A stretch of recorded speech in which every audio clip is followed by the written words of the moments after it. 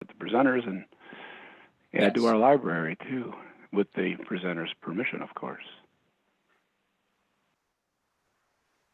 Okay, so And if Peter said he signed on, so he should be. He's here. He's here. Oh, there you are, Peter. Yeah. Wrong leg. I hit the one with the way bottom, and I was like, yeah, it's requesting a password. So I keep entering the 844509 password. It just wasn't working, so I had to go to the link at the top. Gotcha. So you made it. Welcome. Yeah, you made it. Good Finally. to see you. Yeah, you always surprise me every time I see you, Peter, because I used to remember looking in a mirror and seeing a black beard.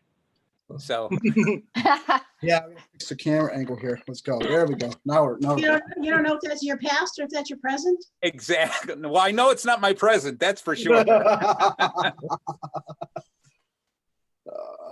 only gonna get longer. All right, what do you think? You want to get started? Yeah, let's get started. So we'll get started.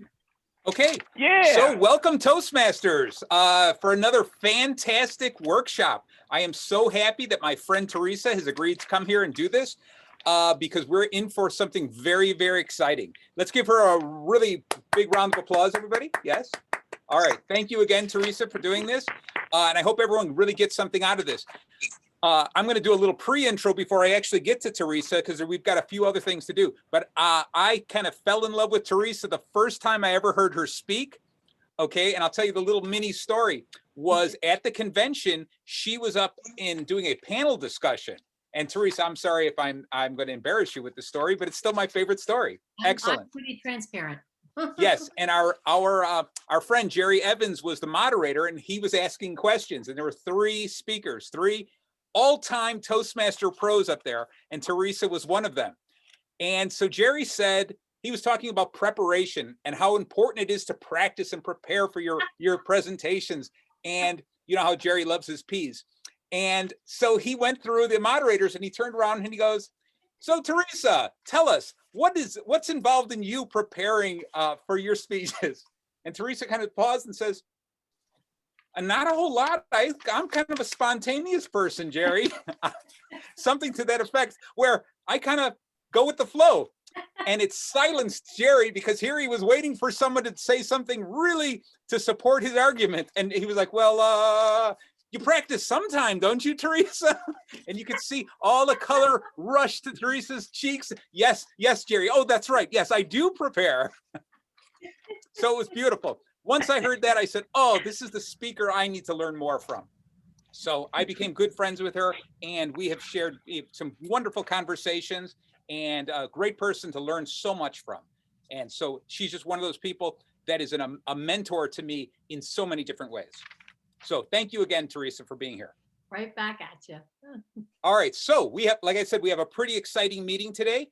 We're going to start with our invocation, our fire starter, and that is going to be our own Marlena, who again, even though she's one of our newest Toastmasters, is by far one of the most passionate, motivated speakers. Okay, to know Marlena is to truly love her. She truly speaks from the heart, and I truly wish that she could see herself through our eyes, because she continues to sell herself so short, and yet she has quickly become one of our favorite and best Toastmasters. Okay, after Marlena is, of course, our humorist, Ilya. Ilya, another one of our newest members. Okay, Ilya has come from Toastmaster clubs from all over the place. I think Ilya has spent his time, joined every Toastmaster club in Chicagoland, and he has finally said, it is time for me. I have grown up. It is time for me to join Long Grove Lake Zurich. So he's come here and he's finally found a home where he will rest from now on. So he's going to share his comic musings with us shortly. Our word of the day again is Marlena. And Marlena, you only get one compliment a day from me, so we're done. Okay. After Marlena is going to be our table topics master, who is Ode Wilkins. And who could we pick better than Ode Wilkins for this? Ode, I am so glad you're here. I'm glad you picked something because we miss you at our meetings. You're wandering off doing all kinds of wonderful things, not only in the Toastmaster arena, but also all around the world. I love chatting with you. Ode is another one of my special friends that now I'm setting up something where I speak with her at least once a week, and I'm going to hold it to her because she holds me to a lot of things. Okay, so she is that little conscience that sits on my shoulder and says, hey, Do it or I'm going to smack you with this ruler. Okay. So I'm really looking forward to what Ode's going to bring us today. Then we've got, of course, our workshop today by Theresa Pulsker, and it is going to be all about, well, I'm going to let her stray and tangent wherever she wants to go, because anything that comes out of her mouth is going to be pure gold. That could Okay. be What I pure asked her about was, could you help us a little bit with stage presence? Where am I supposed to be standing on the stage in front of the camera? What's the best place to do it on the stage in front of a live audience? What should we learn from one to the other? Okay. So I think she's going to start with that little seed and she's going to blossom into something fantastic. So I'm really looking forward to what we've got here. So trust me, everyone really wants to pay attention to what's going on. After Theresa, we'll break for a little bit. And what I'd like is actually, Theresa, if you'd like, would you be interested in a round robin or just a little Q&A session? What's best for you? Whatever's best for you, I'm game. Excellent. All right. So what we'll do is I think we'll start with a little Q&A to see if anyone's got some very specific questions. But like every visitor we have here, I would also like us to take a look at the glow and grow. If there's something you say, wow, Theresa, you were awesome at this, please share that with her. And then obviously those kind of things that you'd say, you know what, Theresa, had you done this, it would have been better for me. I think I would have understood this better had you done this. And I think she'd appreciate that just like everyone else. Then out of the blue, just when you thought it couldn't get any better, we have a tremendous speaker right after Theresa. Our own Marty Jalove is going to speak about, what is his speech today about? Let's see. It is, what's your bacon? I can't wait to hear what this guy has got to say. This is going to be exciting. From there, we're going to move to the second half of our Toastmasters Club meeting, and it is going to be the general evaluator, where I get a break from speaking, and you get to hear the lovely tones from our own Frank Dodd. And Frank is going to talk about the second half of the meeting, and he's going to bring in our evaluation team and the counter, the timers, etc. And they'll all explain their roles when they get there. So I'm not going to waste any more time introducing those people because I'm going to let Frank do that. So without any further ado, I would like to introduce our very first person, our invocation, our fire starter for the day, Marlena Meyer. Take it away, Marlena. Thank you so much, Marty. Welcome. Thank you so much, fellow Toastmasters, our guests. I'm so excited for this meeting. But so first I want to just complain a little bit. I'm sorry. I had dinner last night with my son, and it was a nice dinner, but then I had to go and do dishes, and I turned the water on. And have you ever had your water on and there's like a little spray that comes flying out that doesn't go with the rest of the water, and it just sprays your counter, sprays your stomach? So I had to do the dishes the whole night like that, and it was not good. It was a bad time for me, and I was pretty angry. And I thought, okay, now I have to clean up this mess. The water made everywhere. My brand new towels that I ordered were on the other counter and I couldn't reach them. That was very frustrating. And then I had to go upstairs and change my shirt. Now, any of you that know me know that I am very into mindfulness and being aware of my thoughts. It's fairly new to me, but I really work hard at it. And I thought, wait a second, back up just a little bit. You had a beautiful dinner.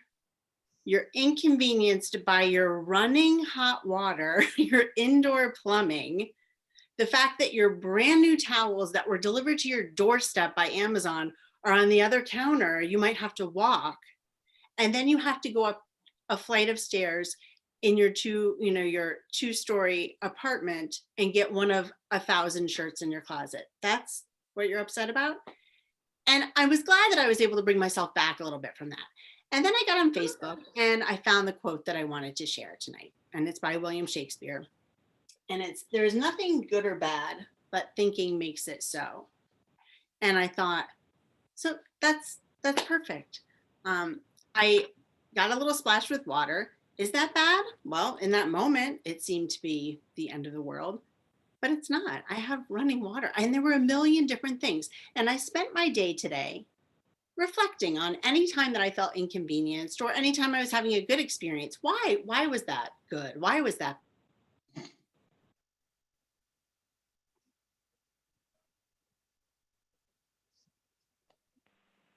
giving us a little pause so we can reflect Yeah. on our words. Did we lose Marlene? Precisely. Hello?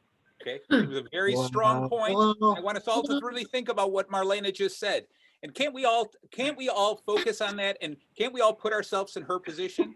Yes, of course. Yes. All right. And now she's Marlena, focused again fantastic. Thank you too. for the pause. Take it away. Yes. Oh, no. Can you see me again? Yes. That is bad. No, I'm just kidding. So I don't know where I left off, but yeah. So did you hear about my quote? Yes. Okay, great. So take a little time over the week and notice when those thoughts come in. Is it good? Is it bad? Why is my thinking making it this way? So that's what I wanted to leave you with. Excellent job, Marlena. Excellent you. job. I love the thunder of that pause that you put in there. Most people here thought it was audio video trouble, but I know you, and I know that face you make when you're driving home a point where you go, you don't Yes. move. It was, And we knew it was good. Yes. So It was thank good. you again, Marlene. I cannot wait to Way hear to more illustrate a about point. Yes. I'm glad All that right. worked. I wasn't sure if it would or not, but Oh my God, it was golden. I'm so glad we recorded it. All right. Thank you again, Marlena, for those words of wisdom. And with that, let's see if our humorist can even top that. Ilya, our humorist for the day, take it away. I want to tell you interesting. Thank you. Interesting story that happened to me, and it's a real deal. When actually COVID-19, right in the midst of a pandemic, started in about a month of March. I'd say about March 25th. My girlfriend's mother was visiting us, and said, Ilya, I heard that COVID spreads through your hair. So being myself and high I and a disc personality, for those who know that, I decided, okay, an April Fool's Day is coming up, so I know how I'm going to prank that. So having grown my hair already for a few months, I decided to shave it completely, having it like Marty, if not worse. And when I Better. when I did that, I did not tell her. And when my girlfriend went and picked her up to brought her in, when she saw me without hair, she almost fell back yelling, "Oh my goodness, I can't believe it was completely gone." And we had such a blast over that I had to say, well, since I'm losing a hair a little bit on the top, that would be one thing that was interesting for me to do. Fast forward, my girlfriend was looking in my head one day and said, we got to do something with that baldness you have right in the middle and the center of your head. So she decided to buy a shampoo called Purador. If anyone knows what it is, it's, I guess, chemicals that mixed with a shampoo that allows your hair to grow back on empty spots. Well, sadly to say, I have hair growing out of my nose, out of my ear, but not on my head. So if you're using something, don't bet that it will help. Just make sure next time you do something crazy like me, watch what you do. Excellent. Thank you so much, Ilya. Good luck. Good luck with that. Now, they do say that the lack of hair in men is a direct connection to intelligence, and you can see by our people like Danny and Frank here. And so shaving your head, Ilya, is kind of a show of artificial intelligence. So that doesn't really count. All right. Right on. So let's move forward to our word of the day. Back to Marlena. Please take it away, Marlena. all right. So the word of the day that I chose was kerfuffle. So a kerfuffle is to make a fuss or a bother, usually when people have different points of view. So I think that, in the time that we're in, there are lots of opportunities to have a kerfuffle. So have one and, see how it goes. Throw that word in there. I don't know that you can really get your point across when you use the word kerfuffle, but try it and let me know. Marlene, can you spell that for us? Oh, K-E-R-F-U-F-F-L-E. Wow. Excellent. Thank you. You're welcome. I actually wrote it and I spelled it right. That's one for the day. I'm done for the day. All right, excellent. Thank you very much for the word. I will try to use it myself. I thought when you mentioned it, it was like a dessert of some type. So we'll see where we go from here. All right. The next part is kind of the fun part of our entire day. It's table topics. This is where Ode is going to pick people at random if she doesn't get volunteers, I guess. But Ode, it's all up to you. So that the people who don't speak today also get an opportunity to speak, so that they can speak off the cuff. And what we find is that when you speak off the cuff, your speeches are usually a little bit more honest. And I also find that you'll see that there's less ahs and ums coming because you're truly speaking from the heart. And table topics is a great exercise, a great practice for you, because if you can master table topics, giving any speech, any type of an introduction becomes very easy. So without any further ado, our own awesome Ode. Take it away, Ode. Thank you. Thank you very much. Just quick question. Who is the timer? I am. Perfect. Thank you so much, Peter. So tonight I would like to talk to you about our Toastmasters journey through the years. And we all have different reasons we joined Toastmasters, but mainly the connection is our public speaking improvement. So I would like to ask Valerie, the first question. Are you okay with that? Perfect. You get to unmute. Yes. Val, my first question to you would be, throughout the years, what was your favorite speech that you gave in Toastmaster, and why was it your favorite? Wow. That's, what was my favorite speech? It's kind of hard to say. I do a lot of teaching ones. I guess the story I was telling, I was getting coached by Darren LaCroix and Craig Valentine in Florida, their first coaching session. And we had to get up and tell a story for 5 minutes right away. It was a two-day session. And then the last day we would get back up and tell the story. So the first time I got up, my story was just kind of bland because everyone in the room was supposed to be speakers and I knew I wasn't. So I was pretty nervous and I said, I'm going to go first because I don't want to get nervous coming later. And then through the process of learning new techniques, I told a story about my daughter going to college and she didn't want to commute to the city anymore. So I decided I was going to buy a property in the city. And my son was away at Louisiana. And so I said, Mom, I don't want to commute anymore. I want a place in the city. Phil has a place of his own. And I thought, well, that's in Louisiana. And I said, well, I wonder, maybe I can make him commute. And I got a big laugh. And Darren LaCroix came up to the front of the stage, got down on his knees and bowed to me because it was the way I told it then, it was funnier than I just now said. But it was just really great to have this humorist bow down, and he only did it to me. So I thought that was great. So that was my big moment.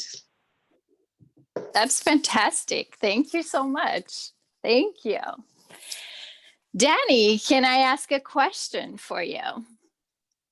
You mean another one? Yes. Sure. I just got it. It took me a while. Sorry. All right. That's quite all right. On your journey with Toastmasters, what leadership trait did you learn in Toastmaster that you display the most during our meetings? I'll leave that to the attendees to decide, but my opinion of the leadership trait that I strive to display is patience. It's funny, just across my desk, I receive an email called the Daily Stoic. And what they say is that getting angry does not mean, get angry, but don't be mean. And it very much resonates with me in that I know I'm not alone in this, but we all get disappointed and frustrated when people don't perform or deliver as we feel that they should. Doesn't make us wrong, but but being that way doesn't make us happy or the person with whom we're communicating. And for both of those reasons, it's really something that we ought to avoid. And it feeds very much, I think, into leadership, because people appreciate that. They deserve to be given the benefit of the doubt, second chances, and basically treat people with respect and empathy. And that's the trait that I strive to embrace daily now. Great. Thank you so much, Danny. Thank you. And then I do have a question for Mark. Are you ready? All right. My question is, I'm ready. Okay, I'm glad. Have you ever entered a contest? How was that experience? And in Toastmasters, of course. I'm glad that you said that, because you're right. There are plenty of contests that one enters throughout their life. In this case, yes, I did enter a contest, and I'm trying to remember what it was. It was a valuation contest, and I want to say table topics contest also. And you're asking, how did it feel? Well, yes. I was slightly intimidated. The other competitors are of our club, and in that contest, we had only 3 competitors. I believe it was myself and Frank and Marty. So I knew up front that the challenge was a tall challenge at the time, but I figured it was going to be an opportunity just to do the best you can, because you can't do anything better than that. Those types of contests are also ones where, nobody has any prior knowledge more than any of the others. And so it's purely just a reaction to what the stimulus is and just giving your best answer. So with that, I found it to be really quite fun, knowing that maybe some of the other guys were going to win, but I was just trying to just do the best I could and just hang in there. And I think overall it worked out quite well. That's great. That's great. And it's a fun experience for sure. Thank Correct. you. Thank you, Mark. Well, I'm going to hand it over back to Marty, because I'm actually super excited to listen to Theresa's talk. So back to you. I was really hoping you were going to ask some more people. I'm liking this, the digging in, speaking specific people with specific questions. I loved it. All right. I wanted to find out a little bit more about Frank and Ilya, but I guess we'll wait till the next meeting. All right. You're absolutely right, though. We have a very special guest, and this is why everyone is here today. So Theresa, if you sit there and say that a picture is worth 1,000 words, then to describe Theresa would take 1,000 pictures. Okay, so in front of me, I have a partial part of her resume. So I'm going to throw most of this away and just talk a little bit about some of the things you need to know about Theresa. All right, and you can really get this off of our website, because this is somebody who has so many titles and lives well beyond those titles. This is a person who has written not only good books for our soul, but has written books to help people in their business, in their career, in their relationships. She's also written children's books. She has been on the stage, which I fell in love with her the first time I saw her on stage and fell deeper in love with her. And please don't tell my wife that. But when I saw her in her one-woman performance, she is truly a Jane of all talents, okay? That she can actually do almost anything she puts her hands to. And she does a fantastic job. Anything more that I say about her would probably be doing her an injustice. All right. So without further ado, Theresa, I am going to give you the floor. You run with it. Thank you, Marty. I just dropped my whole computer there. What a way to enter. So Marty, I'm taking you with me wherever I go with that introduction. So thank you. So the subject Marty asked me to talk about is blocking and moving, standing and grooving. But I love Marty, so he also gave me permission to fly and go astray, as I very often do. And I do have an outline, but often I just disregard it. Just for a little bit of background, I was a motivational audiobook producer at Nightingale Conant Publishing. And to appease the authors, I'd always write an outline. And I'd say to them, do I have permission to go elsewhere? Because the marketing team and everybody needed the outline, but often stuff would start coming in that just seemed to flow. So that tends to be the way I work, and God bless Marty, because, well, God has blessed him for being that kind of a guy. So let's start with movement, guys. Stiffy. Stiffy was my nickname. My sisters used to tease me and call me Stiffy. Anybody get teased? Anybody have nicknames when you were kids? Put your hand up if you had a nickname. Yeah? Yeah?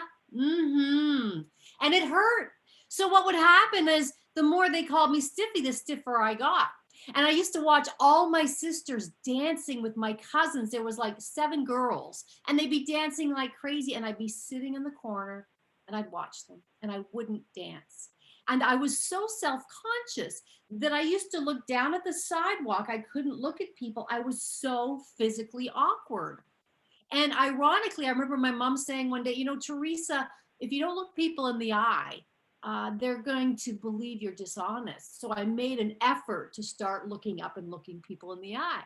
So that's how shy I was. And when I first started getting on stage when I was a kid, I was a public speaker and doing singing in that. I used to get so worried about my mouth shaking and about my looking weird. Let me ask you guys something. Have you watched yourself in motion on camera? Put your hand up if you've seen yourself on camera.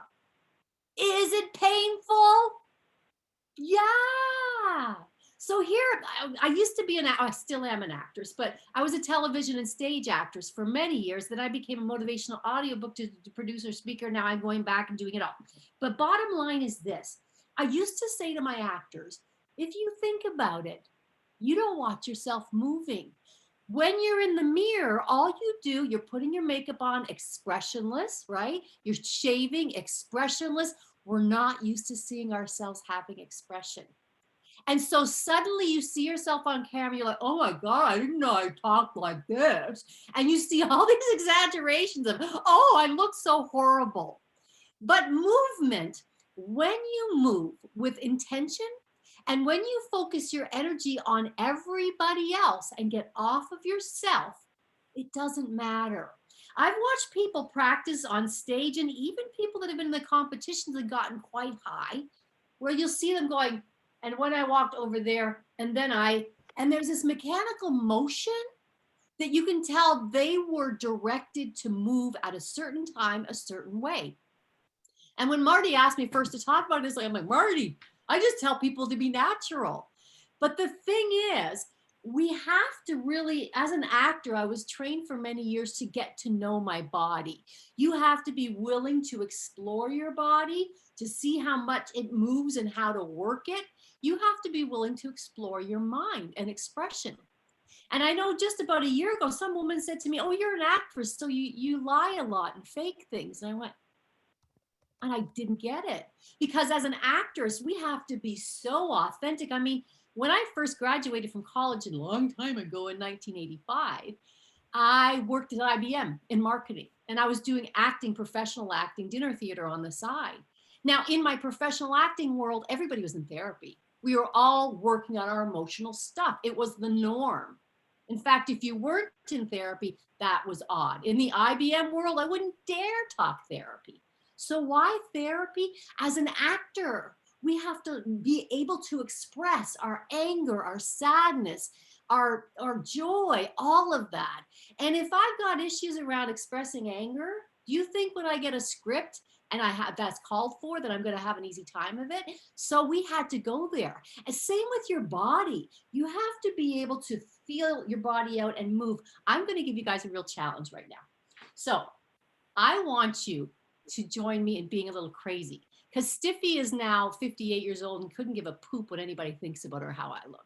You know, you get old enough, you don't care. But we have to feel into your body. So I want you to take a minute and close your eyes. Just feel where your body sits. Just notice there are parts that are tense.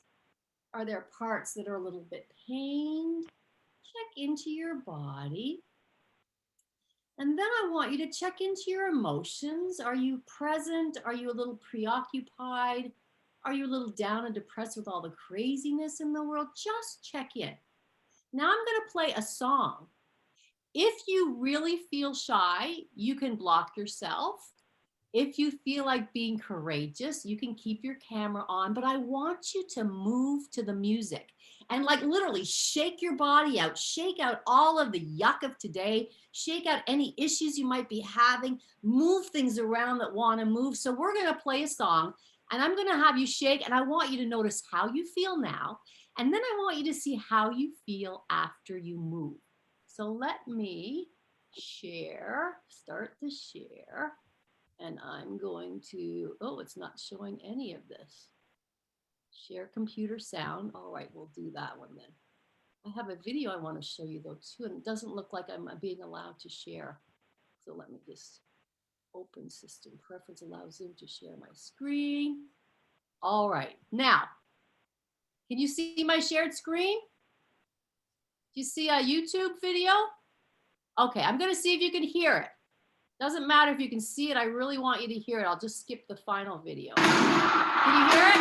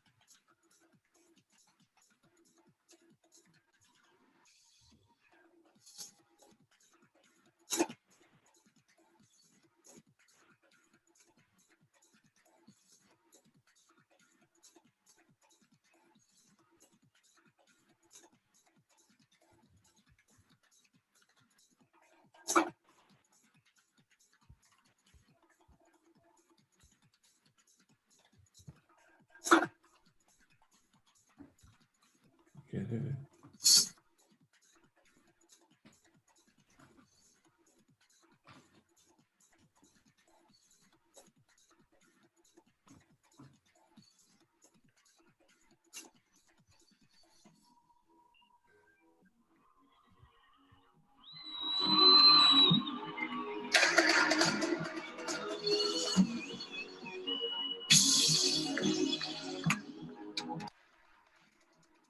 Faktisk cirka 10 års jubilæum her for Play Live.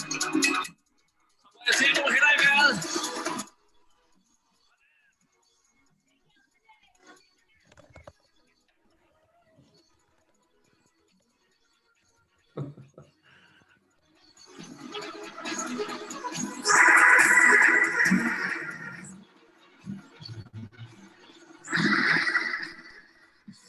Okay. Did anybody join me on the shakeout? Yeah. Okay, so take a minute if you moved a little. Close your eyes for a second.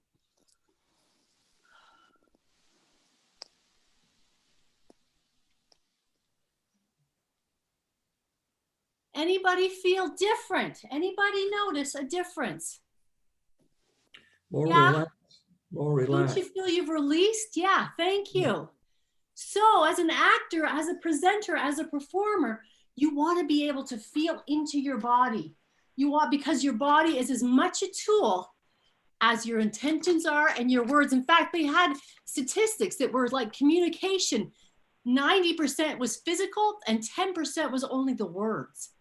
And I think that part of the physical is also our intentions.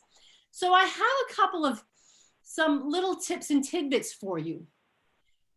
Laurence Olivier, I remember reading his biography. Remember Sir Laurence Olivier, the very famous stage actor? Now that man had this incredible, incredible presence. And in his biography, he was asked, what is your secret? And he said, as I get on stage, I imagine a big purple umbrella over my head. And it gave him, insane. It makes no sense to me, but he had this huge, big presence. So one of the things I want to say is when you're on stage, you imagine like a string coming from the top of your head and that lifts you up. Now I'm going to talk a bit about camera because I know part of what Marty asked me to share with you was camera versus stage. Let me tell you that as an actor, if you're a stage actor and if you're a big stage actor and you've done Shakespeare and all of that, often in the world of television, they are very reluctant. Why? Because when you're on the big stage, you do big gesture, you have your expressions and your volume, everything is big. And the perception in Hollywood is often, if you've got a really big stage actor, they can't get intimate. They can't get small on camera because they're used to this. So they're two very different mediums.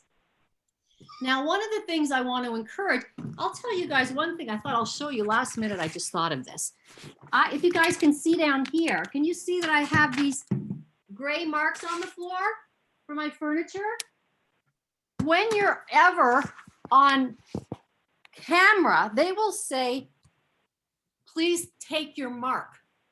And they literally tape out where you're going to stand and where you're going to move. So it's very important on camera.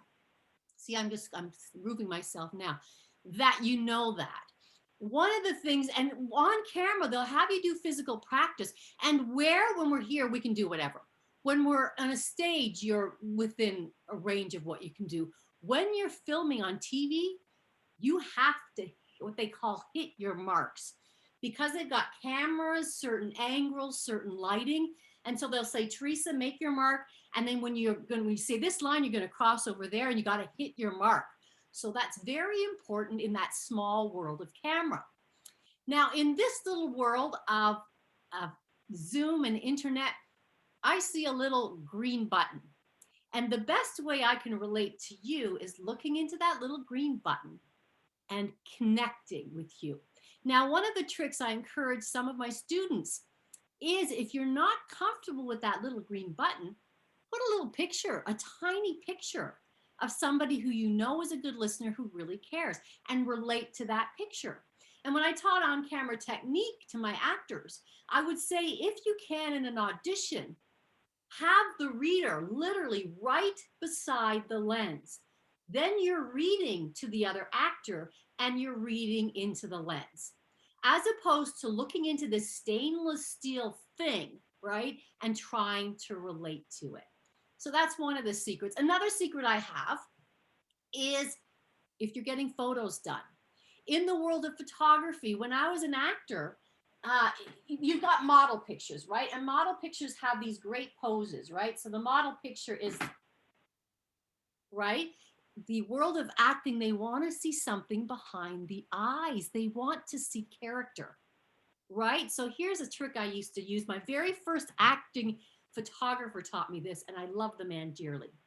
So he'd say, look down, Theresa, then think of something. So if I'm going to think of soft little warm kitties, and then he'd say, when you look up, I'm going to take the pictures. He'd say, look down again. And if I'm thinking about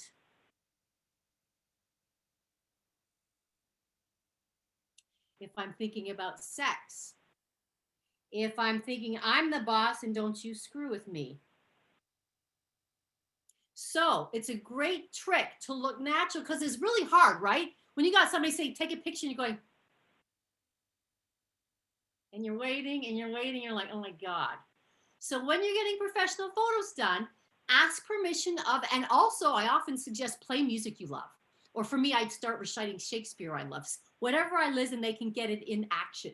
But just looking down, get a feeling, get it in your, now just think of whatever it is, think of somebody you love dearly, and you look up and it's very natural. So that's a little trick there. Now, as far as movement in this world, you know, Marty really broke the, you know, Stella came over yesterday for Canadian Thanksgiving.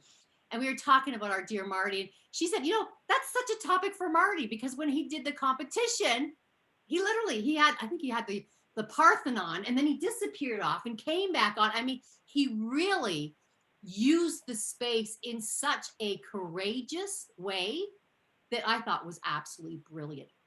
So what you want to do is make sure when you're doing Zoom like this or doing on camera, you can be very still, but you can move in, you can move out, right?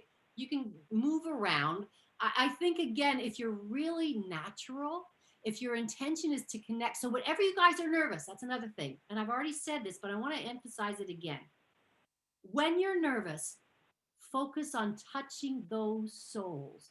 Focus on them and how they're feeling. Forget about you. Forget about how self-conscious you are. Forget about what's my next line. What am I going to say? Focus on your audience. And when you do that, you're going to do that connecting thing. Another thing is to, let me see here. Oh, yes, you're going to connect your movement to your message. So I think I've already said to you, I don't usually block. When I have speakers, when I have actors, you have to block. But connecting your movement to your message, it's very natural. But one of the things I'm really big on is animating your storytelling. So I can tell you, I have this little old grandmother named Bucky. She was from Slovakia and she was a real character. And she used to always check out our boyfriends and ask these crazy questions. And she used to walk with a cane. But I could become Bucky. So I can literally take on the physicality of Bucky. So tell me, how much money you have in the bank? You have big car? Let me see, big car? Oy. Which is more interesting? You have to be willing as a speaker to play. You have to bring out your inner child. And so allowing yourself to become physical. I've done workshops at Toastmasters as well, where we paired up and we told a story, but we were giving ourselves permission to become the characters. Because wasn't that much more engaging than telling you about Bucky? Yeah, I became her. And so in my one-woman show, Marty, so I played 14 different characters, different accents, different physicalities. So give yourself permission to play. But you've got to let go of that self-consciousness. So give yourself that permission. Let me see here. And then mechanizing your gestures, avoid mechanical, as I've already told you. If it's not, what they talk about in the world of theater and performance is rooting your gestures, rooting your movements. If I start spacing out, have you ever seen somebody kind of wander around the stage? You know, they're not steady. Another trick you can do is what's called rooting the self. And all you do is and I've done this before I'm on stage if I'm preoccupied, you imagine yourself like a tree. You imagine your body going down into the center of the earth and your body having huge, deep roots. You take a couple deep breaths and you imagine yourself with those roots. And as silly as that exercise sounds, that helps you become present, get rooted, and have command of the stage, as opposed to the wandering thing that you can do if you're preoccupied. So that's another little trick. So I know I've got 20 minutes and we are at, I think, close to. I wanted to end, and I don't know if we can do this. I wanted to show you, I'm tutoring some little ones right now, and I have a Marcel Marceau, and it's so wonderful. And it's a really good video, but I'm not sure. Okay. Can anybody, you can't see my screen?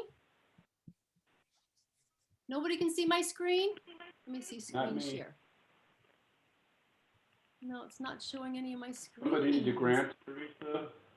I'm thinking that screen sharing? maybe we have Did maybe lock. we have the other host screen. Because I don't Yeah, see Mark, is there mine. anything that you can unlock it? View meetings, start share. Teresa, I just made you the host, so try one more time. Okay, so there we are. Allow Zoom to share screen. So let's see if I can share my screen now. This just really, really hits home as far as the power of movement, the power that it has to really tell a story. Start share. No, it's not showing mine. Darn it. All right. Well, I encourage you guys to go to YouTube and type in silent movie Marcel Marceau. Marcel Marceau was from Paris, and he's the quintessential mime. So he literally has the story going on. You know, if you've seen it where you're physicalizing, you're climbing the stairs and doing all of that other stuff. You've got the wall, that kind of thing. Anyway, there's a segment from Silent Movie, and it's Marcel Marceau, and it's really very much emphasizes the power of movement, the whole fact that we can tell a story without saying a word. Our bodies tell all. So that's it for me. Thank you for listening. Thank you so much, Teresa. Thank you so much. All right, what I'd like is let's open it up really right now for some Q&A. Does anyone else have anything to ask Teresa? While you're thinking of your questions, I just want to show you one thing that I learned from Teresa. So I'm here. Most people know I have a green screen, but also if you look down, my whole carpet is marked up with tape. Okay, because I learned that from this pro. Okay. So thank you again for Teresa. And I broke down all kinds of little stuff that you just talked about today. So I'm just going to immediately know I'm a better speaker because of today. So thank you. Anyone else have any questions for Teresa? Now's a great opportunity. Go ahead, Peter. Peter. What was your biggest thing you've ever done filming for, and how did it change your career? What doors did it open? All right. Well, the big claim to fame was X-Files. Anybody remember the show X-Files?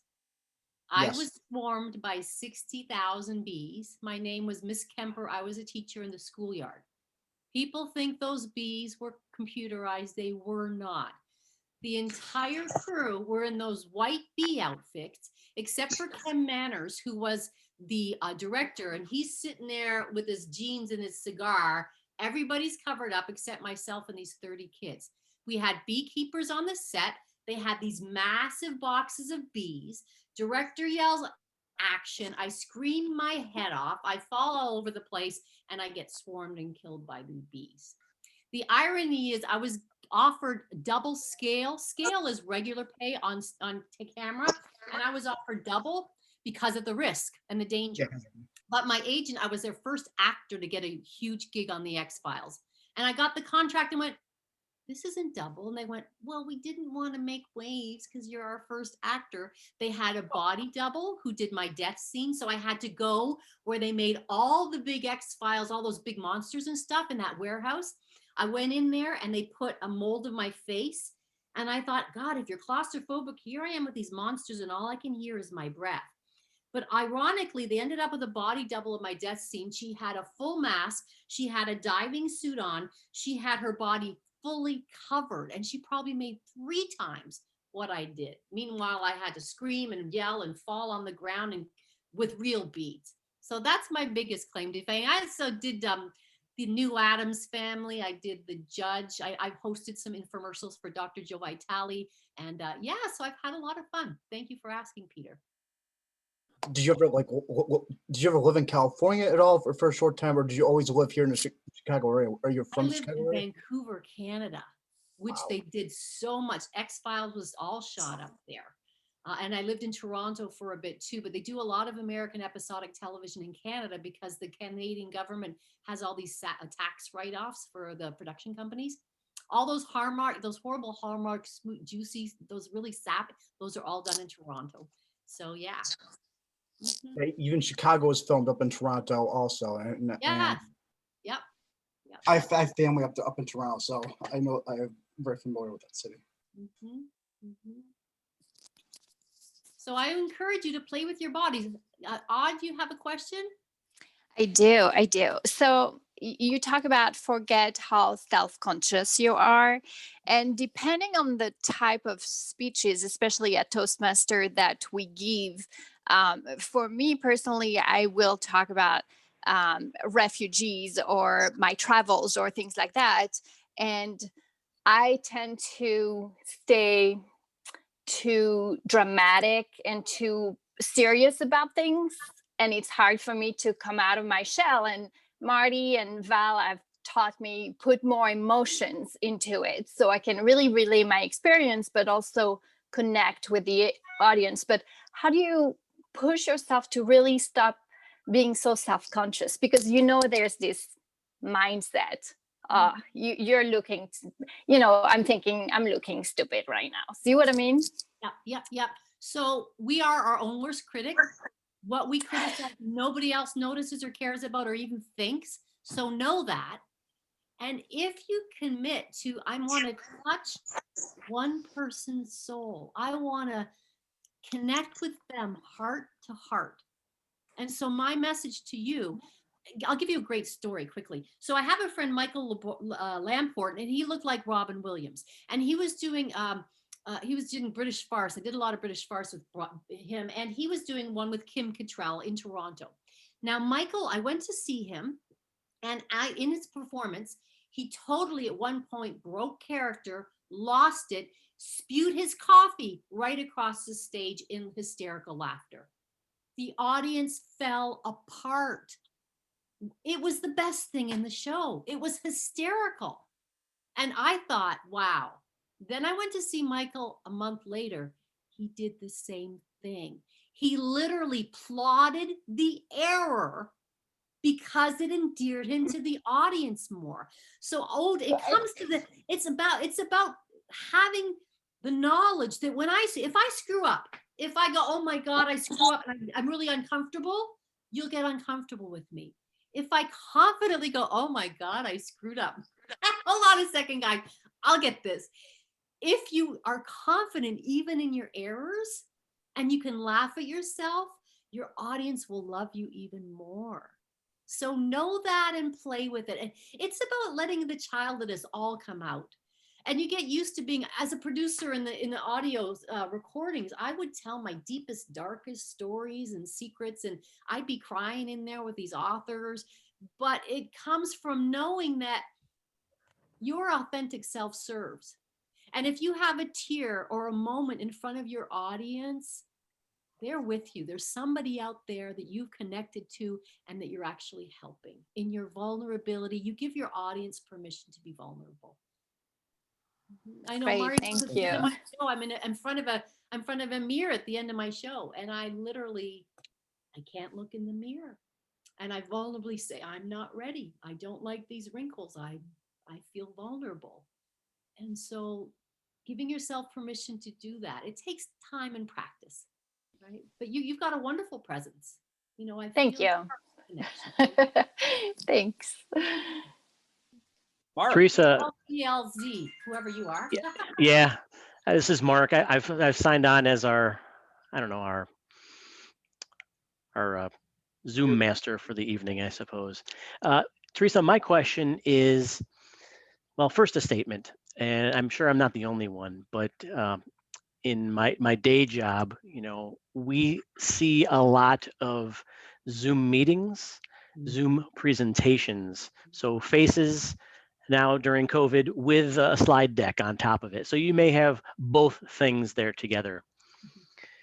What kind of recommendations would you have? And it may involve movement, physical movement, but what other techniques would you have suggested to break up maybe, let's say, a half hour type of slide deck with a person just chatting? What are some good ways to break that up a little bit? Sure. I used to be a corporate speaker. I took a job teaching customer service and leadership and all that other stuff in corporate America for 4 years to hone my craft in front of an audience. So if I could keep them awake after 6 hours, I knew I was doing okay. one of the things I did is I curated. So in my presentations, in my decks, I would have little short videos of motivational speakers or really talented people sharing the story. Not only does that touch the audience and keep them awake, it gives you a break. So curating and also doing slides. I used to do stuff that was creative and out of the box. I created a movie at one point that was in like old fashioned 1900s kind of style. And it was promoting all of our managers, and the president of the company ended up seeing. Now my boss gave me hell because she said, you spent way too much time. But the president saw it and came to my desk and said, I've never laughed so hard. So giving yourself permission to be out of the box and to play. But I find curating little snippets, little quotes that inspire, little moments that touch the heart. Steve Hartman has some great stuff about people whose lives have changed. I used to have stuff from him. I used to have stuff from really good speakers. What was that guy's name? Skip somebody. He had some great stories. So integrating that, I think, is great. And getting your audience to move, asking them questions, asking them to put things in the chat, getting them to stretch, having them do exercises, doing breakouts where they're connecting with each other. Because I think when we're talking at people for a long period of time, that gets to be a real yawner. Does that help? Yeah, thank you very much. Yeah, because we have all seen Zoom calls with just folks droning on and on. And yeah, I think that's helpful. Thank you very much. And I think one of the best I saw, the woman was big screen and she had her slides were about a third of the screen. So I could still, she had herself at one point and the slides beside her. And so I wasn't having to constantly just look at slides or constantly just look at her. So it was a really nice, again, you're letting the eye move, right? You're animating. Yeah, that's great. Okay, thank you. You're welcome. And if you have a chance, if you could make me back the host on the Zoom, I think that would no, work I'm never well. giving it back. I'm liking Well, then you have to stay on through the rest of the meeting. Okay, how do I get you back as host? Let me just see. Screen share. I'm LZ Toastmaster, and then hover over, and then more. I should do it. So I'm hovering over you. Make co-host. Make host. There we go. Sure. Thank you. All right, cool. Take some of the pressure off you. Thank you. Theresa, we hope you stay through the rest of the meeting so you can add to the joy that we have here at Long Grove Lake Zurich. Yeah. Oh, and I wanted to mention I have a program too, The Ultimate Influencer. I'm going to do an intro. It's about an hour and a half on October 27th, that Tuesday evening at 7. If anybody wants to play a little bit more or learn a bit more about that, that's a free Zoom call. That I've got. Yes, definitely. What time is that? Did you say 7? 7 o'clock on October 27th. I can somehow. I'll send Hey guys, put it in the that's chat. an hour and a half before our officers meeting. That could be perfect. Yeah, you could put it in the chat, Theresa, or at least Theresa, send it to me, and I'll make sure I forward it to the whole club too. All right, and then I can also put it in the chat. Okay. Okay, are there any other questions for Theresa? While we've got, I mean, very rarely do you get a chance to tap into something like this. Any other questions? There we go, Marlena. Well, I don't have a question, but I just wanted to say thank you so much for coming. I have been so excited about this. Reading your bio, everything you do is everything that I want to do. So thank you so much. Well, and if you ever want info on how to, it's hard. Publishing, nobody gives you answers. Nobody tells you how to become an actor. Nobody tells you how to get into the publishing world. And I got so lucky with all of it. So if anybody ever has questions and have dreams that kind of like, Theresa, where do I begin? I love to chat about it. Definitely. Thank you. All right, let's give a big round of applause to Theresa. And you know what? What I'd like to do is take a moment also. Anybody who's hiding behind their video, I'd like you to pop up if you can, just for a moment, so we can take a big group shot, okay?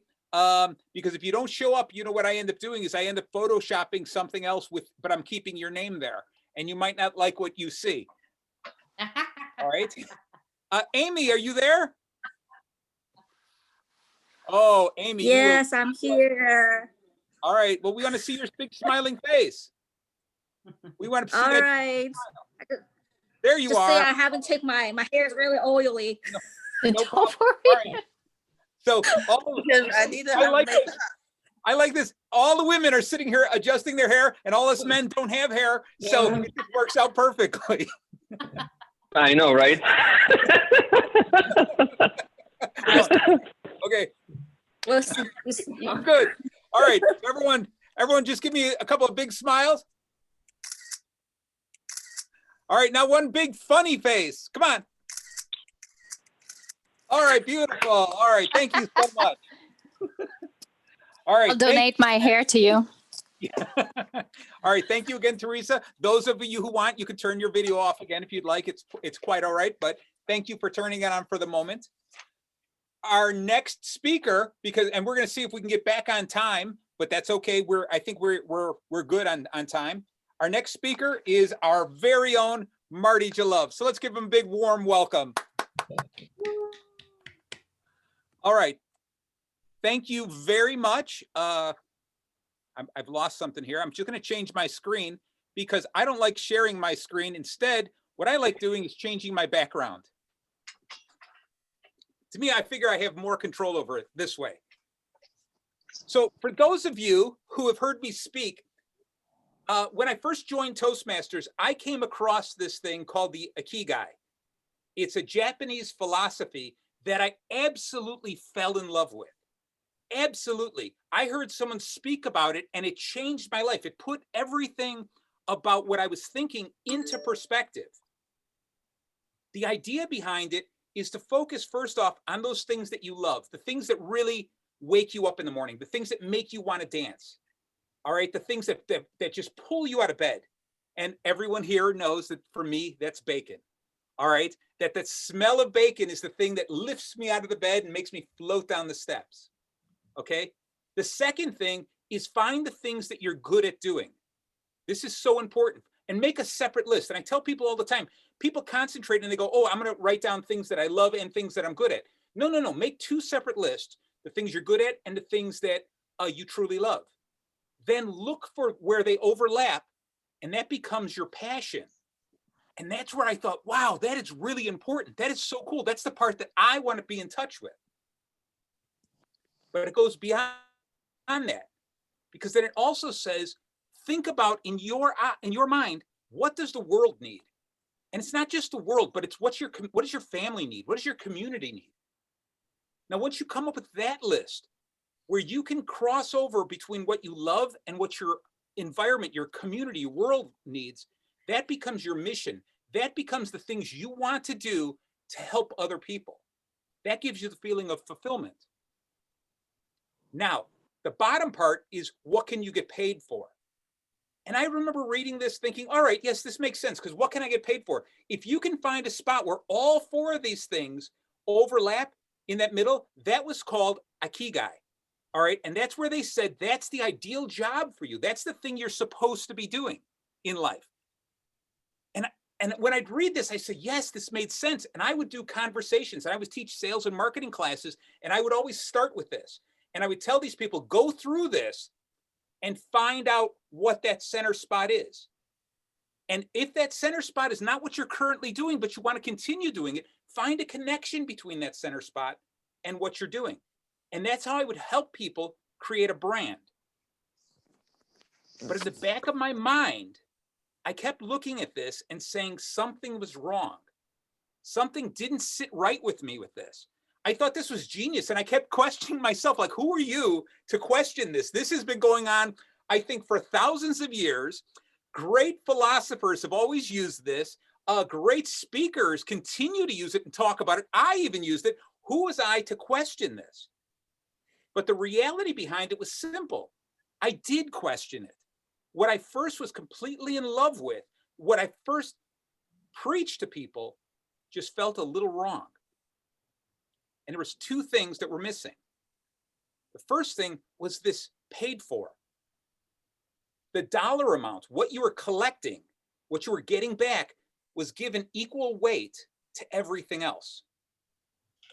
All right. And that kind of bothered me, because when I talked to my kids, and I talked to my grandmother when she was alive, and I talked to my mother when she was alive, it was always the same thing. Concentrate on what you love, and money will come later. Trust me, you would rather be okay financial, but doing everything you love than being extremely rich and doing little of what you love. And those words always rang true to me. So it bothered me so much about this. So when I re-examined it and I took this away, I came up with my own version of it. And I'd like to share it with you. The first group to ever see this. Oops, there we go. And I'm calling this your real bacon. So what's your bacon? The deal here, as you can see, is it's your gift, your giving, and your growth. Now, it's the same type of thing. Your gift is your talent. It's the thing that you're really good at, the things that you're fantastic at. I mean, for me, I started drawing, and I just immediately could always cartoon. It doesn't mean that I'm the best cartoonist in the world. It just means that it's something I'm good at. And that's what's important. Sometimes we sit here and go, I think I'm good at this, but that guy over there is better than me. She's better at me than this. She's better at this than I am. And we sell ourselves short, and we forget that maybe she or he is really good at this, at that drawing, let's say. Maybe they're really good at drawing, and I'm only this good at drawing. That doesn't matter, because you know what? I'm also good at this, and I'm good at this, and I'm good at this. And all of these things make me who I am.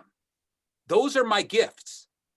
And when I connect my gifts to joy, the things that bring me real joy, that again, that's my passion. That's the thing that gives me something to live for, gives me the ultimate amount of joy. That's the thing that just excites me. Those are the things I want to do to be happy every single day.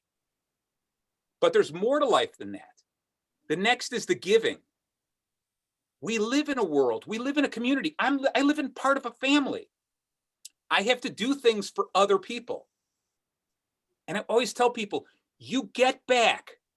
Happiness is what you get back from giving to people who can't give back to you.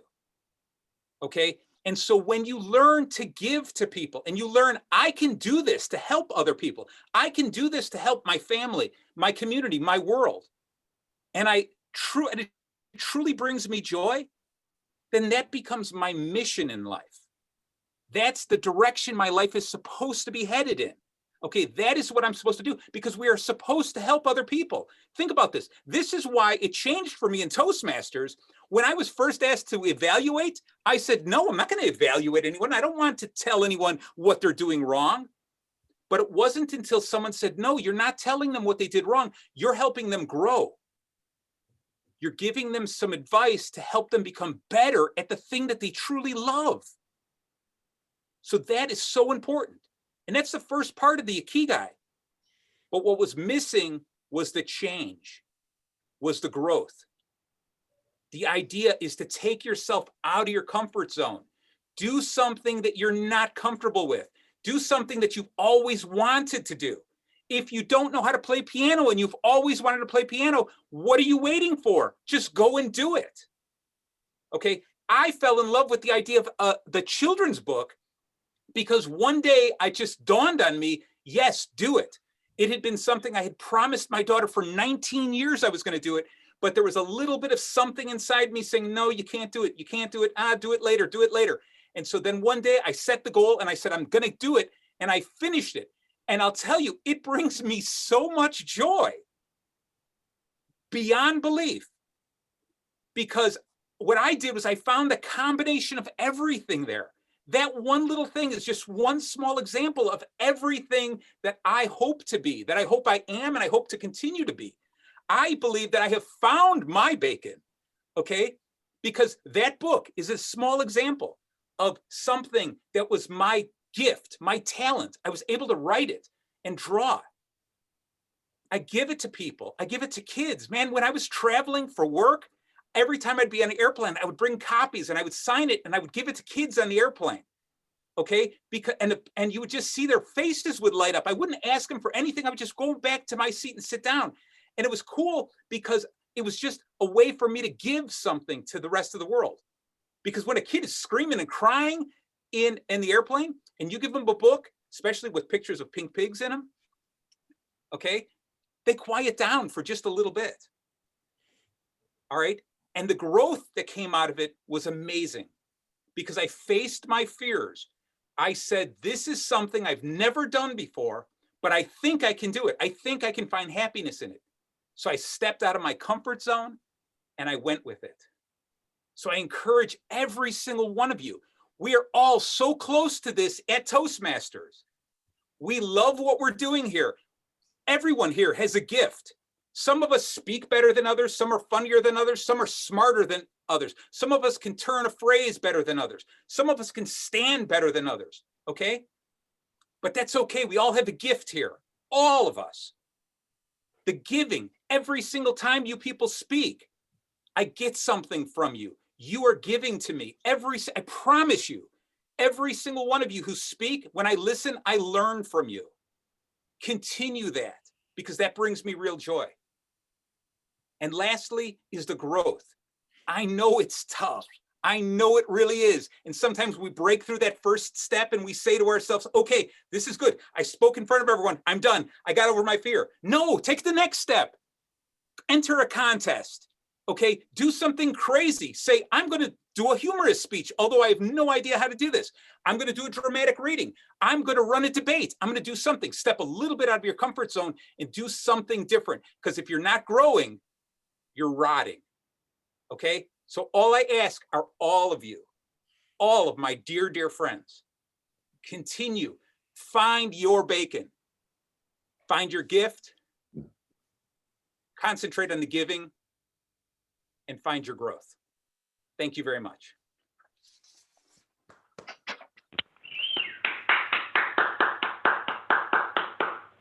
Great. Thank you very much. Thank you very much. All right, now I can take a deep breath and get a little drink of water while I hand the microphone over to Frank. Frank is our general evaluator. Frank, I'm hoping you have a copy of the schedule so you can introduce all the people on your half of the meeting.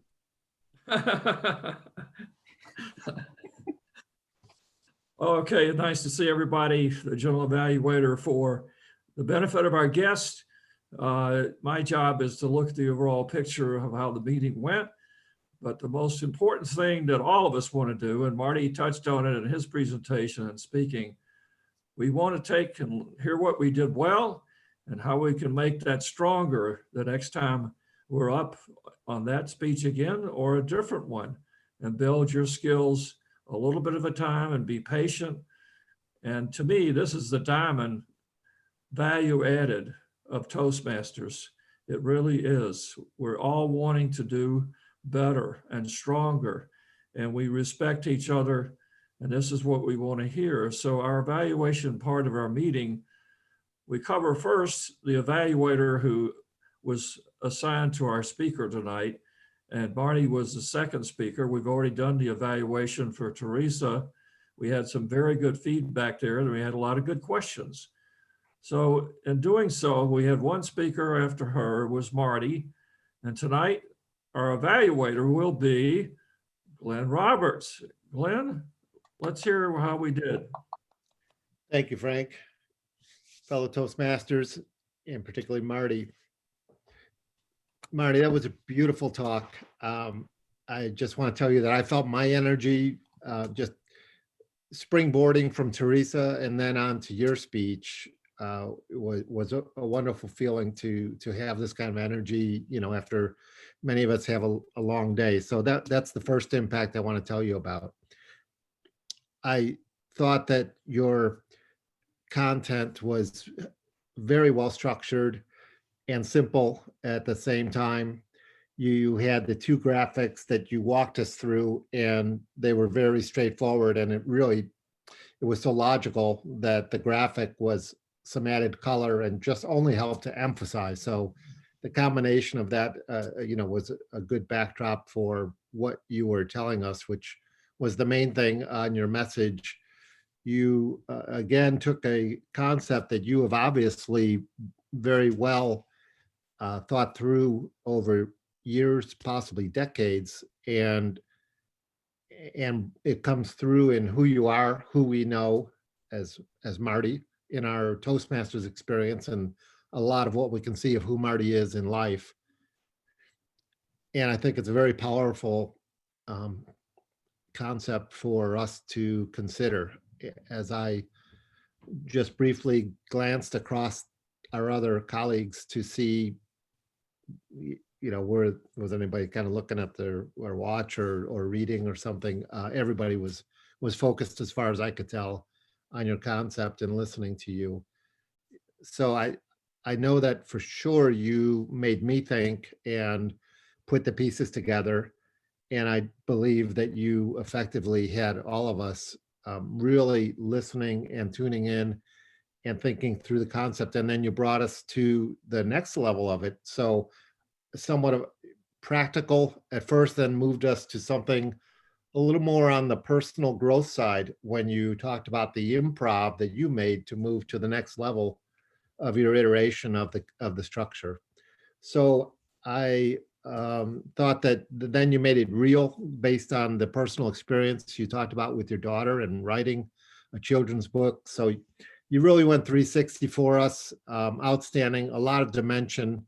And again, you built the energy. So I really appreciate it. Congratulations and thank you very much, Mr. General Evaluator. Thanks a lot, Glenn. I appreciate it. Okay, two other important factors when we're given a speech is timing. We have to work on that, especially on contests, to be sure we're on time. And we work on that by practicing. And also the so's and ahs and ums, the grammarian part of the speaking. And tonight we have our Toastmaster, Mr. Peter Machinus. He's going to come along and tell us how we did in those two components of our meeting tonight. Peter? Hi, everyone, fellow Toastmasters and guests. Thank you to our Theresa Pulsker for coming to our meeting to do a very, very, very informative thing tonight. For table topics, Val, you had three ahs, one one so, and no run-ons, and you went 2 minutes and 6 seconds. Danny, you had during table topics, you had one ah, one no so's, no runs. You were 1 minute and 4 seconds. Mark, no ahs, 3 ums, 2 so's, no run-ons, and you went 1 minute and 32 seconds. Theresa Pulsker, on blocking and standing on your thing you gave us. In grooming, you went 2 ahs, 5 ums, 2 so's, and 2 run-ons. And you went 21 minutes and 12 seconds. Speaker number 1 was Marty. What is your bacon? Again, great speech. Always very informative on those things. I learned a lot from the bacon and all that. 5 ahs, 3 ums, 1 so, and no run-ons. And you went 9 minutes and 18 seconds. Evaluator number 1 was Glenn Roberts, evaluating Marty Jalove. You went 2 minutes and 28 seconds. 2 ahs, 1 ums, no so's, no run-ons. Again, that is tonight's timer and grammarian report. Right back to you, Frank. Okay, Peter, thank you. Look at the overall meeting in just a moment. I'd like for our guests to provide their feedback on tonight's meeting, but as the general evaluator, I'd like to thank Marty. He played a double role tonight with his Toastmaster leadership role, and Mark got our agenda all set up for us, and we were right within a few minutes on time. That's important for everybody, so we get the value added of using our time wisely. And I'd like to always comment here, looking at everybody as our Toastmasters and our club meetings, the enthusiasm shows and it comes through. It really does show. And Theresa showed us some more ways as how we can use that camera and some enthusiasm and body language. It's not as hard, you just have to be patient with yourself. And I liked her recommendation, and we do this here too. We're recording this meeting. We can take a look at ourselves for the first time. Maybe we don't want to look, but it's a way to improve. None of us guys here tonight are going to grow more hair, I don't think, but it's always a hopeless, we might get there. So the meeting went very well. I want to thank Theresa for all of her time and efforts to be with us tonight and to contribute to our workshop. And Mark got the agenda together. But what's also important tonight, we have, I think we have 3 or 4 guests with us tonight. I'd like to open the floor up to First May and ask her what she thought of the meeting. And you've been with us before, I believe. Are you asking me? Yes. Well, as I said that I am an old friend of the club, and I really got to know many of you when I was serving as area director. And a couple times I came back to the club. Wonderful to get the invitation from Marty. I think Marty has contributed a lot in my club and your club. It's wonderful to be here and listen to Theresa's workshop and listen to table topic, art, ask great questions. Just love it. I will join you more often. Okay, thank you. Amy? Well, first of all, thank you very much, Marty, for inviting me today. It's really eye opener actually to hear how the everybody's speech, especially with Theresa, because I told Marty, Marty we have a meeting once a week with Marty on the sales, how to do sales and marketing, and I was asking him, I want to start a YouTube channel, and actually after this meeting, actually gave me an eye opener after listening to Theresa, because how you move, it's actually, I think it's going to be benefit what I want to do in the near future. So I'm actually starting up to do my cooking channel, but eventually I want to evolve to do something else, maybe a vlog. I know that's kind of a long way to go. So it's good to get the idea. And it's really, again, it's very definitely an eye opener to listen to everybody's speech today. Yeah, very beneficial. Okay, thank you, Amy. Okay, I think, is it Yimon? Yes, yes, really appreciate it. Marty invited me to join this Toastmaster club, and I really learn a lot, and also very enjoy, meet everybody here. And for Theresa's presentation, I really learned, but I'm from China. Actually, I was told the soul behavior of other people, now seem to be very stiff and not so vividly characterized. So when I joined Marty's small group, and Marty's leading the group was very active and already very funny, humor. And the compared with Chinese leaders, then it's probably is too relaxed. I want to learn this way, and because every time I so enjoy and making myself more active. So I want to learn for my presentation and for my later talking to other people. And the other things, Marty mentioned, found the things you really love.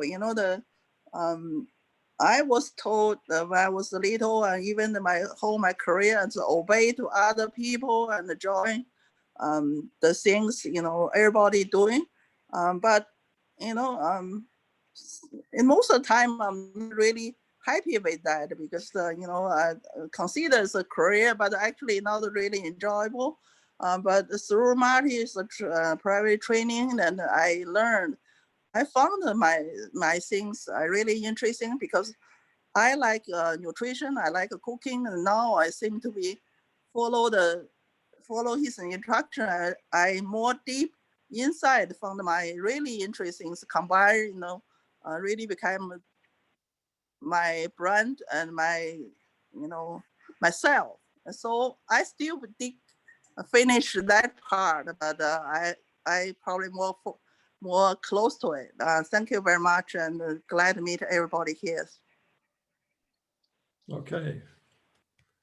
And I see there's one other guest, but all I'm seeing is a number here. That's Ilya. Julia? No guess, man. It's me. It's you? Marty, I have one question for you. Yes, it is me. I'm using my cell phone, but some reason didn't connect correctly, so it shows my number separate. Marty, I want to in. You want in? What's the price? What's the bribing price? You got all these people talking about you. We'll talk later, Ilya. I got my bacon, man. All right. Sounds good. But thank you. No, Okay. seriously, thank you, man. You're making always very funny speeches. Thanks, man. I think we covered all the bases. I'm going to turn it back over to the Toastmasters. I think Danny may have some words for President's report tonight. Yeah, Danny, do you have anything? Thank you. I don't have much, actually. We just want to let everyone know that we encourage them to consider membership in our club, and we meet on the second and fourth Tuesdays of the month, every month, and every other meeting is a workshop.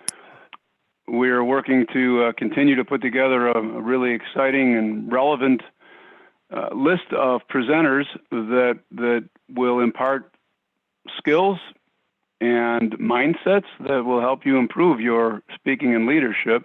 Stay tuned to our website for more as we develop and put these together.